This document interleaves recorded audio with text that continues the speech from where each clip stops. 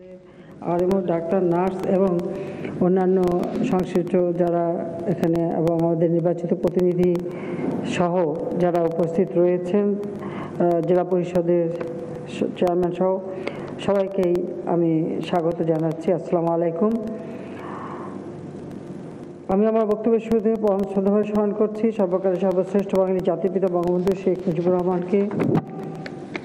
তিনি আমাদের স্বাধীনতা দিয়ে গেছেন, তার ডাকে সাড়া দিয়ে বাঙালি জাতি ঐক্যবদ্ধ হয়ে এদেশের স্বাধীনতা অর্জন করেছে। আমি শ্রদ্ধা জানাচ্ছি 30 লক্ষ শহীদের প্রতি, 2 লক্ষ মা বোনের প্রতি। আমরা অনেক রক্তের বিনিময়ে বাংলাদেশ পেয়েছি, অনেক সংগ্রামের মধ্য দিয়ে আমরা বাংলাদেশ অর্জন করেছি।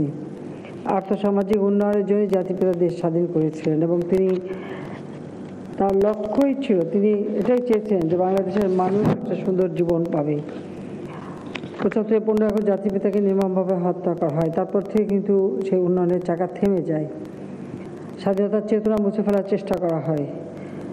21 বছর পর আওয়ামী লীগ সরকারে আসে। সরকার আসার পর থেকেই আমরা দেশের মানুষের উন্নয়নে ব্যাপক কর্মসূচি বাস্তবায়ন শুরু করি। এর মাঝখানে যেমন 2001-এ আমরা সরকারে আসতে পারিনি, আবার বাংলাদেশ স্থবির হয়ে গিয়েছিল, পরনির্ভরশীল হয়ে পড়ে।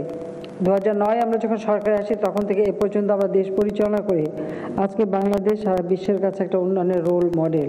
প্রবৃদ্ধি হার আমরা সবথেকে বেশি অর্জন করতে পেরেছি, বিশেষ করে দক্ষিণ এশিয়ার দেশগুলির মধ্যে সবথেকে সর্বাগ্রে আমরা আছি।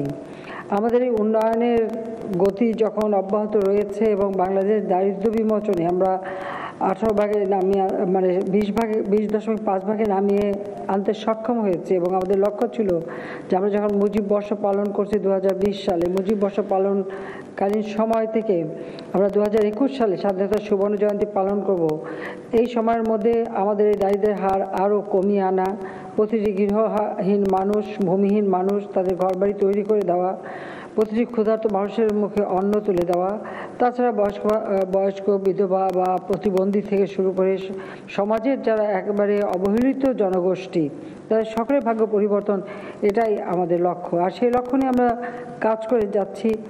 কিন্তু আমাদের দুর্ভাগ্য হলো যে হঠাৎ আপনারা জানেন যে এই যে করোনা বলে একটা ভাইরাস, এটা শুধু বাংলাদেশ না, সারা বিশ্বব্যাপী আজকে মহা একটা প্রলয় সৃষ্টি করেছে বলতে হবে। এটা অত্যন্ত দুর্ভাগ্যজনক যে এই করোনা ভাইরাসের কারণে আজকে সব কিছু স্থবির এবং তার প্রভাবটা বাংলাদেশে এসেও পড়েছে এবং আসাটা খুবই স্বাভাবিক, কারণ যেখানে সমগ্র বিশ্বের প্রায় 202টা দেশ আজকে ভুক্তভোগী এবং প্রতিনিয়ত এটা বাড়ছে। সেই অবস্থায় আমরা শুরু থেকেই চেষ্টা করেছি যে এর প্রভাবে মানুষ যেন ক্ষতিগ্রস্ত না হয়। তবে যেটা আমরা যদি সারা বিশ্বের এই ভাইরাসটা কিভাবে প্রসারিত হয়, এটা অনেকটা অঙ্কের মতো। অন্যান্য দেশ থেকে আমরা যে অভিজ্ঞতা সঞ্চয় করি তাতে মনে হচ্ছে যে আমাদের দেশেও এই ধাক্কাটা এই এপ্রিল মাসে আরও ব্যাপকভাবে আসার কথা, এরকমই একটা আলামত পাওয়া যাচ্ছে এবং এই ধরনের কিছু প্রতিবেদনও আমরা দেখতে পাচ্ছি, কিছু প্রেডিকশন দেখতে পাচ্ছি। কাজে সেই অবস্থায় আমাদেরকে সতর্ক থাকতে হবে এবং আমাদেরকে এমনভাবে চলতে হবে যেন এর প্রভাবে আমাদের দেশের মানুষের ক্ষতি কম হয়। তবে এটা ঠিক যে একটা স্থবিরতা যেটা এসে গেছে অর্থনৈতিকভাবে, সামাজিকভাবে, সব ক্ষেত্রেই, তার ফলে দেখা যাচ্ছে যে অর্থনীতি যে গতিশীলতা আমরা সৃষ্টি করতে সক্ষম হয়েছিলাম সেটাও কিন্তু থেমে গেছে এবং এটা কিন্তু শুধু আমাদের দেশে না, সারা বিশ্বব্যাপী। কাজে দ্বিতীয় বিশ্বযুদ্ধ, প্রথম বিশ্বযুদ্ধের পরে মন্বন্তর হয়েছিল, দুর্ভিক্ষ হয়েছিল এবং নানা রোগের প্রাদুর্ভাব ঘটেছিল, কোটি কোটি মানুষ মারা যায়। দ্বিতীয় বিশ্বযুদ্ধের পরেও আমরা সেই একই অবস্থা দেখি। এভাবে যদি একটা হিসাব করে দেখা যায় যে কি যাই না, যেমন 1720, 1820, 1920, আবার 2020, প্রতিবারই এ ধরনের একটা ধাক্কা আসে। তো যাক, এই অবস্থা থেকে আমাদের মোকাবেলা করতে হবে এবং আমাদের দেশের মানুষের জানমাল যেমন রক্ষা করতে হবে আর আমাদের অর্থনৈতিক গতিশীলতাও অব্যাহত রাখতে হবে। তো যেহেতু এটা এখন একটা বিশ্বব্যাপী এই ঘটনা ঘটেছে, খুব স্বাভাবিকভাবে উন্নত দেশগুলি হিমশিম খাচ্ছে। এবং সেখানে মানুষ মারা যাচ্ছে। এবং আমাদের বাঙালিও অনেক জায়গায় মৃত্যুবরণ করছে। এটা অত্যন্ত দুঃখজনক আমাদের জন্য। যারা মৃত্যুবরণ করেছে তাদের আত্মার মাগফিরাত কামনা করি বা তাদের আত্মার শান্তি কামনা করি। কিন্তু আমাদের দেশেও ইতিমধ্যে আমরা হিসেব পাচ্ছি যে ইতিমধ্যে বেশ কয়েকজন এই রোগে মৃত্যুবরণ করছে। গতকালকে এসেছে 3 জনের নাম, সব মিলে বোধহয় 9 জন এ পর্যন্ত আমাদের মৃতের সংখ্যা। তবে আমাদের সুস্থ হয়ে ঘরে ফিরে যাওয়ার সংখ্যাটা অনেক বেশি। এটা একদিক আমাদের জন্য অনেক একটা ভালো খবর। কিন্তু আমরা চাই না যে এই রোগের প্রাদুর্ভাবটা আরও বৃদ্ধি পাক। আমরা চাই যে এটাকে আমাদের নিয়ন্ত্রণ করতে হবে, আর এই নিয়ন্ত্রণ করবার জন্য আমাদের বেশ কিছু নিয়ম মেনে চলতে হবে। আর এটা মেনে চলার জন্য সবাইকেই কাজ করতে হবে।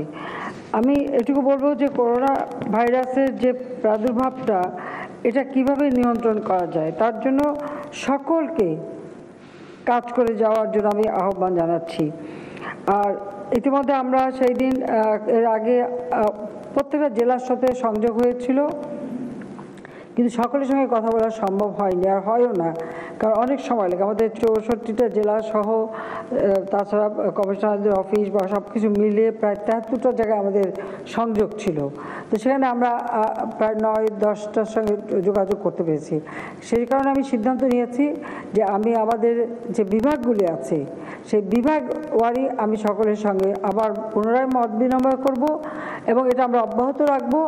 যেহেতু এখন আমরা কোথাও যোগাযোগ করা বা যাতায়াত করা একটু কষ্টকর, সেই কারণেই আমরা এ বিষয়ে ব্যবস্থা নিচ্ছি। আমরা আমাদের দেশে এই মুহূর্তে যে হিসাবটা এসছে রোগাক্রান্ত, এখানে আমার কাছে যেটা আছে কি লেটেস্ট হিসাব, এটা বলা হচ্ছে যে 123 জন পাওয়া গেছে রোগী, আর মৃত্যুর সংখ্যা বলছে 12 জন। আমাদের মৃতের সংখ্যা এখন বলা হচ্ছে 12 জন।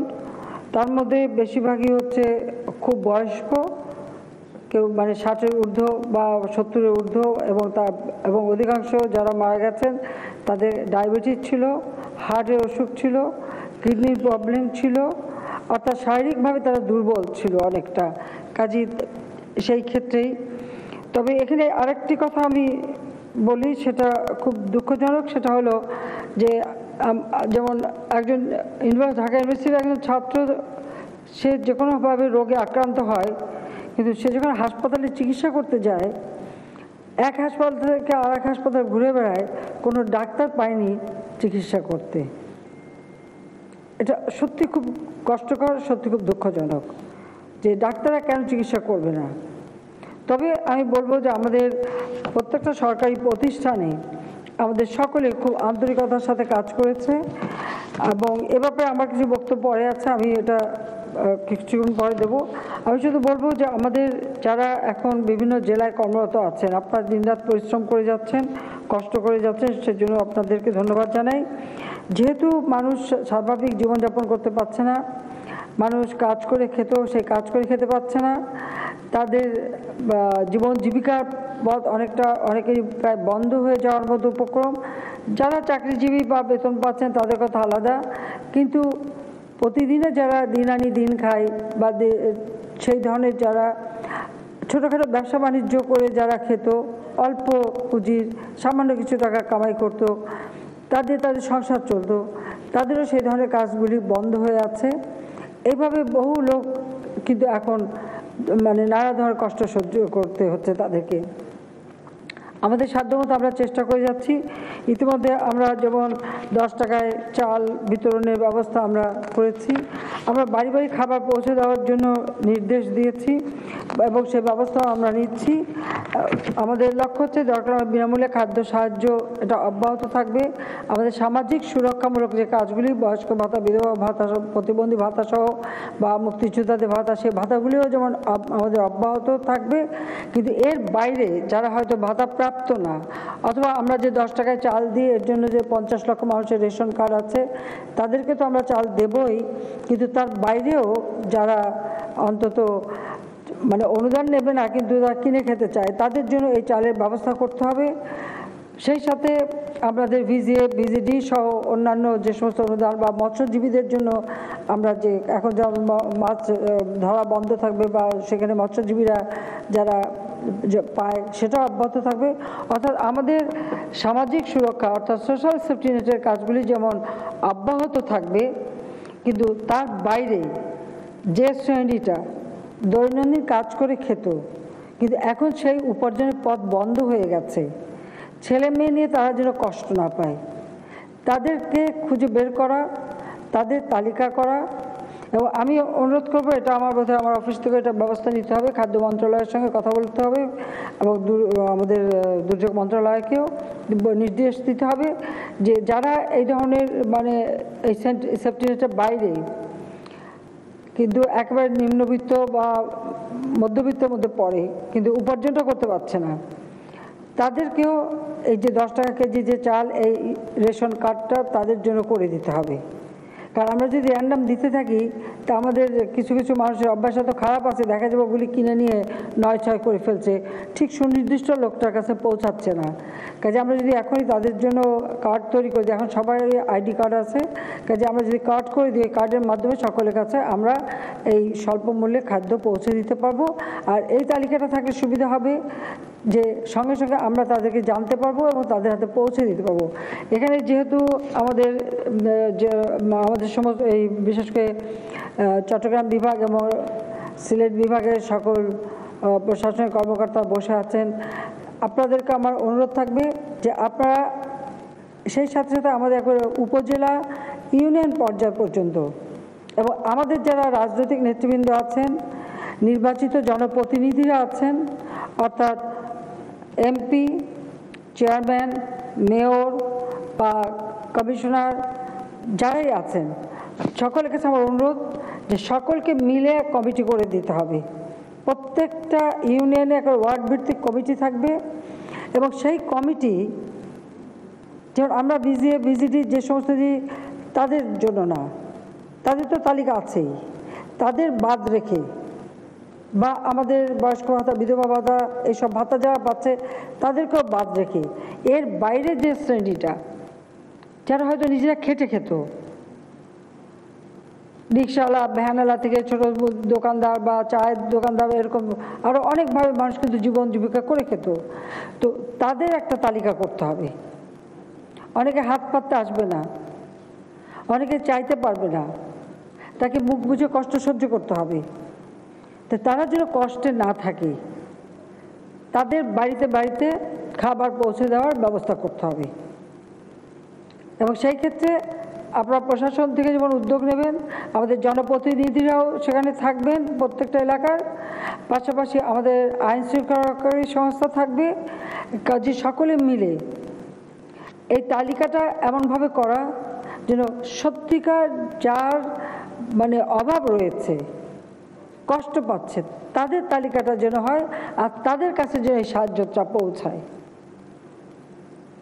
এই বিষয়টা আমি আবারও জোর দিয়ে বলতে চাচ্ছি যে একবারে যারা এই ধরনের কষ্টের মধ্যে আছে কিন্তু ঘর থেকে বের হয়ে হাত পাততে পারবে না তারা, কাজে তাদের জন্য একটা তালিকা আপনাদের করতে হবে এবং তাদেরকে আমরা ঘরে ঘরে খাবার পৌঁছে দেব। অন্তত নিজের পক্ষে তাদের মানে ক্ষুণ্ণবৃত্তির ব্যবস্থাটা অন্তত যেন আমরা করে দিতে পারি, বাচ্চা কাচ্চা নিয়ে যেন তারা কষ্ট না পায়, শিশুরা যেন কষ্ট না পায়, সেই ব্যবস্থাটা করতে হবে। কাজে সেটা আপনারা দয়া করে করবেন, সেটাই আমি চাই যে এই বিষয়টা। ইতিমধ্যে আমি কতগুলি নির্দেশনা এর আগে দিয়েছি, কিন্তু তার সাথে এটাও আমি আরও একটু জোর দিয়ে বলতে চাই। আর এই ক্ষেত্রে আমরা যতদূর পারি আমরা করব।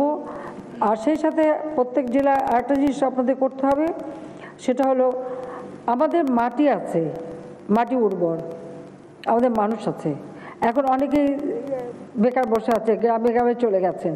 কাজে কারো ঘরের এতটুকু মাটি যেন অনাবাদি না থাকে। আপনি তরি তরকারি লাগান, ফলমূল লাগান বা কোনো শস্য লাগান, যাই পারেন কিছু না কিছু লাগান, কিছু কিছু উৎপাদন করেন। আপনার জলাভূমি পড়ে থাকলে সেখানে মাছের উৎপাদন।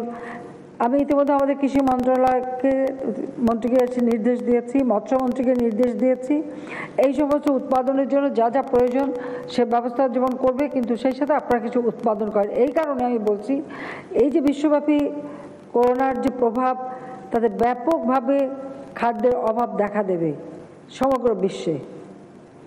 সেই প্রথম বিশ্বযুদ্ধের পরে যেমন মন্বন্তর দেখা দিয়েছিল, দুর্ভিক্ষ দেখা দিয়েছিল, সেরকম অবস্থার সৃষ্টি হতে পারে। সেই ক্ষেত্রে আমাদের মতো দেশ, আমাদের যাদের সক্ষমতা আছে বা আমাদের সুযোগ আছে, আল্লাহ আমাদেরকে মানে যা দিয়েছেন, আমি বলবো এটা একটা নিয়ামত যে আমাদের মাটি অত্যন্ত উর্বর, আমরা পারি উৎপাদন বাড়াতে। তা আমরা উৎপাদন বাড়িয়ে আমাদের নিজেদের চাহিদা যেমন পূরণ করতে পারবো, কারণ আমরা বিদেশের কাছে হাত পাতবো না, হাত পাতার দরকার হবে না, বরং আমাদের উদ্বৃত্ত থাকলে আমরা অপরকে সাহায্য করতে পারবো। সেই কথা মনে রেখেই আমার মনে হয় আমাদের সকলের এ ব্যাপারে একটু উদ্যোগ নেওয়া উচিত।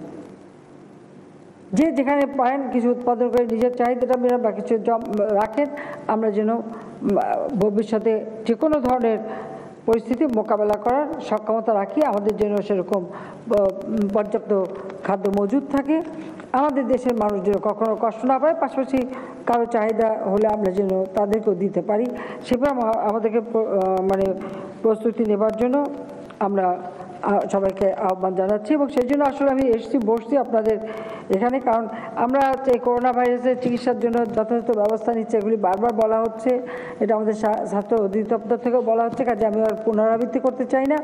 আমি আমার এই নির্দেশনাগুলি দিতে চাচ্ছি যে আমাদের সমস্ত, আর সেই দিন আপনারা জানেন যে আমরা একটা প্যাকেজ দিয়েছি ৭২,০০০ কোটি টাকার উপরে। এর মাধ্যমে বাংলাদেশের প্রত্যন্ত অঞ্চলেও যারা ক্ষুদ্র ব্যবসা করেন সকলেই যেন এই সুযোগটা ভোগ করতে পারেন। অর্থাৎ একটা যদি মুরগির খামার বা মাছের খামার অথবা মানে ডায়েরি ফার্ম, যারা গরু ছাগল পালেন বা যেভাবে যতটুকু কাজ করেন, কুটির শিল্প, ক্ষুদ্র শিল্প, মাঝারি শিল্প, বড় শিল্প, এরকম যেখানে উৎপাদনমুখী কাজ করে যাচ্ছেন, যেমন ব্যাংকের লোন বা বিদ্যুতের বিল অথবা পানির বিল বা গ্যাসের বিল, সমস্ত ব্যাপারগুলি সব কিছুতেই যেন একটা সুযোগ থাকে, আমরা সেই সুবিধাটা ইতিমধ্যে দিয়েছি। এবং যারা বিভিন্ন শিল্পে কাজ করছেন আর রপ্তানিমুখী শিল্প সহ অন্যান্য শিল্পে, সেখানে যদি তাদের বেতন ভাতা বন্ধ না হয়, তার জন্য আমরা বিশেষ প্রণোদনা দিয়েছি। কাজে এই প্রণোদনাটা আমরা ঘোষণাই করেছি যে আমাদের অর্থনীতির চাকা যেন গতিশীল থাকে, বা যারা কাজ করবে তারা যেন বঞ্চিত না হয়। আমরা হয়তো আমাদের সীমাবদ্ধতা আমাদের আছে, কিন্তু সেই সীমাবদ্ধতার মাঝেও মানুষের জীবনটা যেন চলমান থাকে, সেটা লক্ষ্য করেই কিন্তু আমরা এই উদ্যোগগুলি নিয়েছি। আমি মনে করি এটা যথাযথভাবে যদি পালিত হয় তাহলে অবশ্যই আমাদের কোনো সমস্যা হবে না, কাজের এ ব্যাপারে আমি নিশ্চিত। তবে এই ক্ষেত্রে কেউ যদি, কারণ একটা আমরা দেখি এটা থাকে সবসময়, দেখা গেছে যে এই ধরনের দুঃসময় আসলে কিছু লোক তাদের ভাগ্য পরিবর্তনের চেষ্টা করে বা নিজেরা আর্থিকভাবে লাভবান হওয়ার চেষ্টা করে। মানুষের দুর্ভোগের সময় কেউ যদি নিজেদের শুভ আনতে চায় বা টাকা পয়সা বাড়াতে চায়, বা আমরা যাতে কষ্ট করে দেবো সেখান থেকে কেউ নয়ছয় করে বা কোনো রকম দুর্নীতির সাথে জড়িত হয়, তারা কিন্তু ধরা পড়ে যাবেন, লুকাতে পারবেন না, ধন সম্পদ লুকানো যায় না, কিন্তু তাদের কিন্তু আমরা ছাড়বো না, আমি এতটুকু ছাড় দেবো না, এটা স্পষ্ট। আরেকটা জিনিস আপনারা লক্ষ্য করছেন, সারা বিশ্বে যুদ্ধ হয় বড় বড় অস্ত্রশস্ত্র নিয়ে, আর এখানে সামান্য একটা করোনা ভাইরাস যা কেউ চোখে দেখছে না, কারো চোখে কেউ পড়েনি যে এটা জিনিসটা কী, কিন্তু সে এতই শক্তিশালী যে সমস্ত বিশ্বকে স্থবির করে দিয়েছে। সমস্ত বিশ্বই এখন বলতে গেলে স্থবির। ধন সম্পদ, টাকা পয়সা, বাড়ি গাড়ি, অথবা যারা অস্ত্র শস্ত্র নিয়ে মনে করতো বিশ্বে সব থেকে শক্তিধর, কথায় কথায় বোম্বিং করছে, কথায় কথায় গুলি করছে, কথায় কথায় মারছে, কোথায় গেল সেই শক্তি নাই, শেষ। আল্লাহ রাব্বুল আলামিনের খেলা বোঝা খুব ভার। কাজে সেই যার কারণে আমি বলবো যে এই ধন সম্পদ রেখে কোনো লাভ হবে না, বরং যার যা আছে, বিত্তশালী যারা আছেন আপনারাও পাশে দাঁড়ান, আপনার প্রতিবেশী, আপনার নেইবার, আপনার যারা, তারা কি অবস্থা আছে সেটা একটু আপনারা দেখেন, তাদের দিকে নজর দেন, সাহায্য করেন, এই সাহায্যটাই থাকবে, এটাই মানুষ কৃতজ্ঞতার সাথে মনে রাখবে। যাক, আমি এই কথাগুলি বলতে চাচ্ছিলাম এই কারণে যে আমরা জানি যে এপ্রিল মাসটা আমাদের জন্য খুবই একটা দুঃসময়ের মাস আসছে, এটা সব জায়গা থেকে আসে খবর পাচ্ছি। কাজে কারো যদি মধ্যে এতটুকু মানে করোনা ভাইরাসের অসুস্থতা দেখা দেয়, দয়া করে তিনি সঙ্গে সঙ্গে খবর দেবেন। তার চিকিৎসার ব্যবস্থা যথাযথ আছে, আমরা প্রচুর চিকিৎসার ব্যবস্থা করে রেখেছি। আর যারা চিকিৎসা সেবা দেবেন তাদের জন্য পিপিই সহ সব ধরনের সুরক্ষার ব্যবস্থা করা আছে, আমরা সেগুলিও সব জায়গায় পৌঁছে দিচ্ছি। কেউ লুকাতে যাবেন না, কারণ আপনি একজন লুকাবেন তো আপনি আরও 10 জনকে সংক্রামিত করবেন, কাজে সেটা লুকাবে না।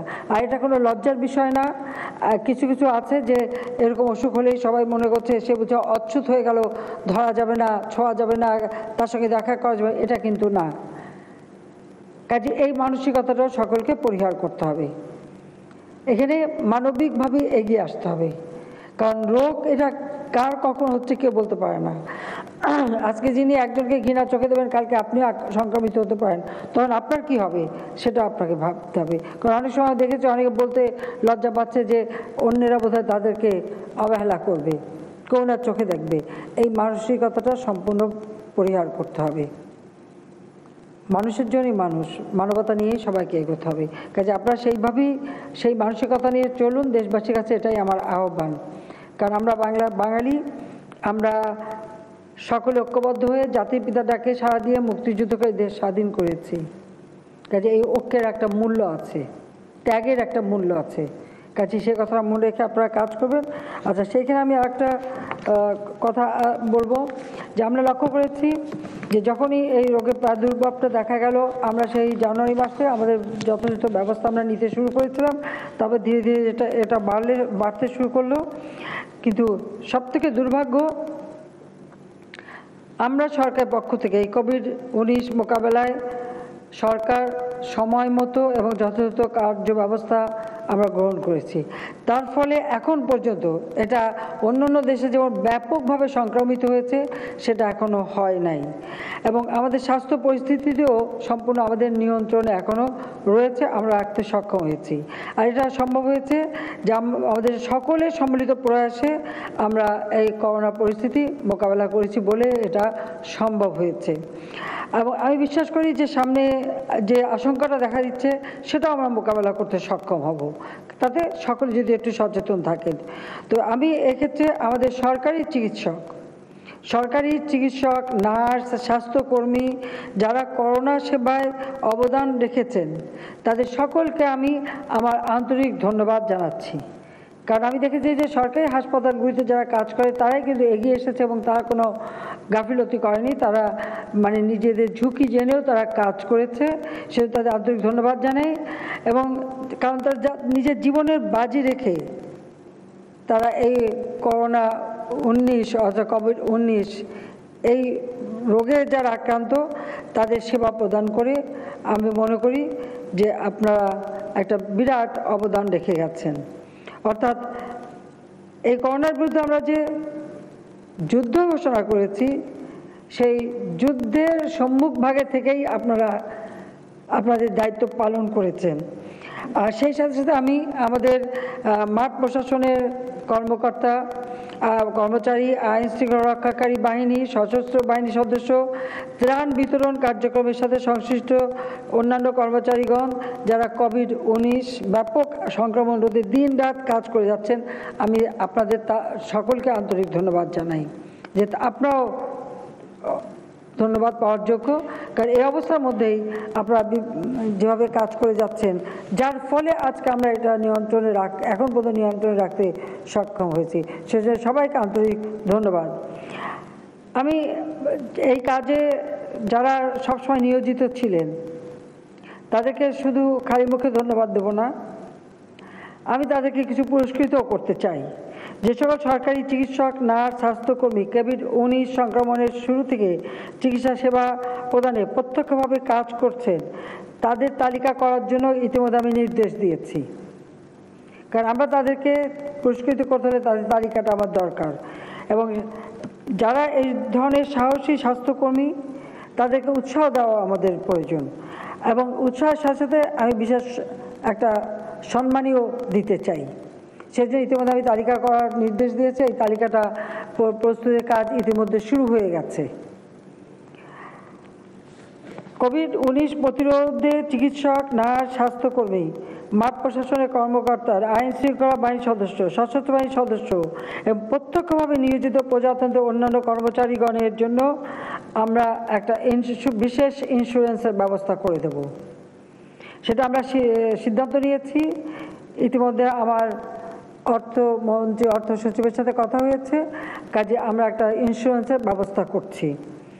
সেই সাথে দায়িত্ব পালনকালে যদি কেউ এই কোভিড-19-এ আক্রান্ত হন, তবে তার চিকিৎসার জন্য সমস্ত ব্যবস্থা সরকার নেবে এবং তাদের জন্য একটা স্বাস্থ্য বিমার ব্যবস্থা আমরা করে দেব। যারা আক্রান্ত হয়েছেন তাদের জন্য আমরা 5 থেকে 10 লক্ষ টাকা, অর্থাৎ পদমর্যাদা অনুযায়ী 5 থেকে 10 লক্ষ টাকার একটা স্বাস্থ্য বিমা আমরা করে দেব।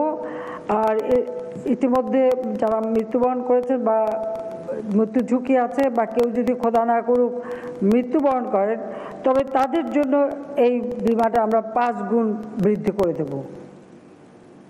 মনে রাখতে হবে এটা তাদের জন্যই করব যারা এই করোনা ভাইরাস শুরু হওয়ার পর থেকে যারা কাজ করেছেন।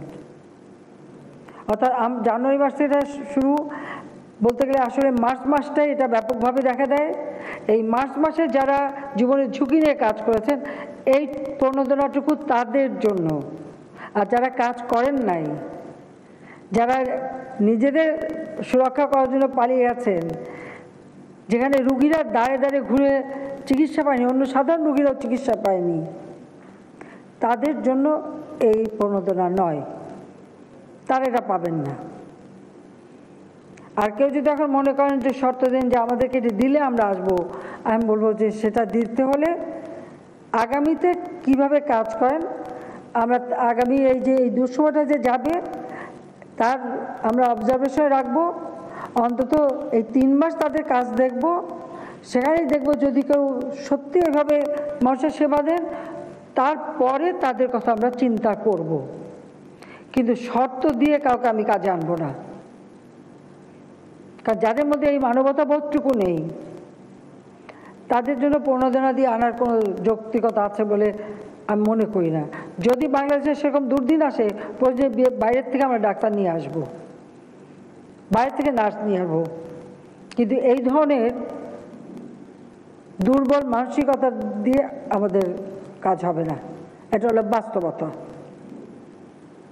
কাজে এখন তারা মিটিং করুক আর শর্ত দিক, ওই শর্তে আমার কোনো কিছু আসে না। বরং ভবিষ্যতে তারা ডাক্তারি করতে পারবে কি না সেটাই চিন্তা করতে হবে। ডাক্তার আমাদের প্রয়োজন আছে, এতে কোনো সন্দেহ নেই, কিন্তু এই মানসিকতা থাকবে কেন? মানবতা বোধ হারাবে কেন? একজন রোগী আসতে চিকিৎসা করতে হবে, তার জন্য নিজেকে সুরক্ষিত করা যায়।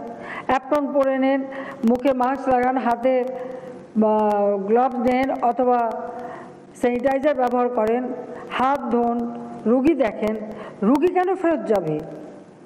আর একজন রুগী নিয়ে দূরে দূরে ঘুরে সেই রুগী কেন মারা যাবে? ঢাকা বিশ্ববিদ্যালয়ের একজন ছাত্র কেন মারা যাবে?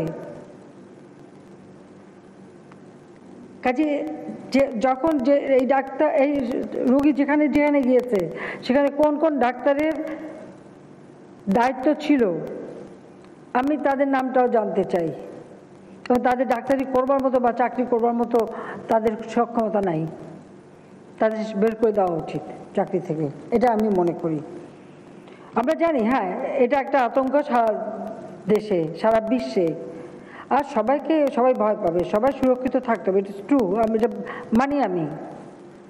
কিন্তু একজন ডাক্তার, তার একটা দায়িত্ব থাকে, আর তাদের সুরক্ষার জন্য যা যা দরকার আমরা তো দিয়ে যাচ্ছি, ব্যবস্থা করে যাচ্ছি, লাগলে আমরা আরও করব। সেখানে তো আমরা কোনো কার্পণ্য করছি না, আমরা দেশে তৈরি করছি, বিদেশ থেকে নিয়ে আসছি, যতরকম যা দরকার আমরা সব রকম চেষ্টা করে যাচ্ছি। কারণ এটা সারা বিশ্বব্যাপী এই সমস্যাটা। যাক, আমি অনেকক্ষণ কথা বললাম আর আমি সময় নিতে চাই না। আমি জেলাগুলির কাছ থেকে খুব সংক্ষেপে আপনাদের অবস্থাটা জানতে চাই। আর আবার আমি বলছি যে যাদেরকে আমরা সামাজিক নিরাপত্তায় সাহায্য দিচ্ছি তাদের তো দিচ্ছি, কিন্তু এর বাইরের যে শ্রেণীটা যারা হাত পাততেও পারতেছে না, তাদের তালিকা করে তাদের ঘরে খাবার পৌঁছে দেওয়া, এই কাজটা আপনারা করবেন। আর এই কোভিড-19 অর্থাৎ করোনার ক্ষেত্রে স্বাস্থ্য সুরক্ষার জন্য যে যে নির্দেশনা দেওয়া হয়েছে সেই নির্দেশনাগুলি আপনারা দয়া করে মেনে চলবেন। আপনাদের ধন্যবাদ। ইনশাআল্লাহ এই অবস্থা আমরা মোকাবেলা করতে পারবো।